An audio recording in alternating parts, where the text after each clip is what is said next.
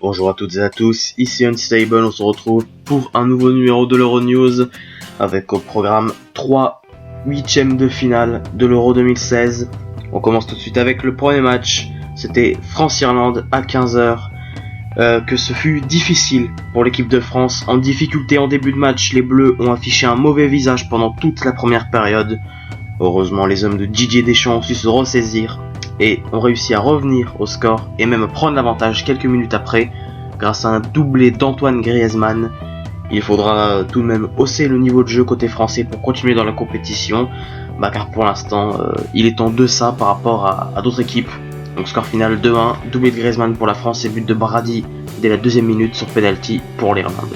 Bravo quand même à l'Irlande qui a fait un beau parcours et surtout bravo aux supporters irlandais qui sont vraiment de très très bons supporters.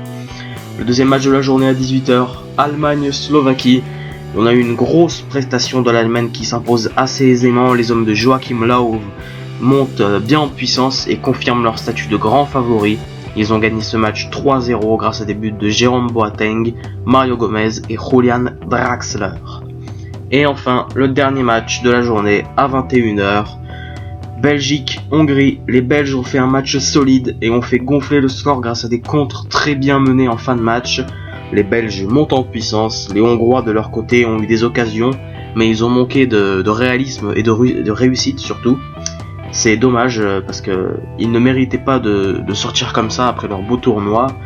Et donc les Belges se sont imposés sur un score de 4-0, un score très lourd.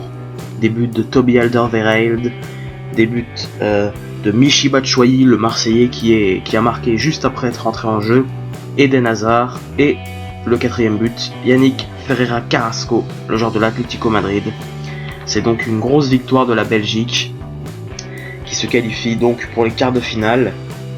Donc nous aurons les prochains matchs, donc il reste 2 huitièmes de finale. Ce sera Italie-Espagne, le choc à 18h. Et enfin, le dernier huitième de finale, Angleterre-Islande à 21h. Le gagnant de ce match affrontera tout simplement la France en quart de finale. Donc pour l'instant, on a quelques affiches des quarts de finale. On aura Pologne-Portugal. On aura Pays de Galles contre la Belgique. Et voilà, c'est tout. Maintenant, on attend de voir les adversaires de l'Allemagne et de la France. On verra ça tout simplement aujourd'hui. Et donc c'est là que je vous dis au revoir. C'est la fin de cette Euronews, Et je vous souhaite une bonne journée, une bonne soirée. Et je vous dis à demain.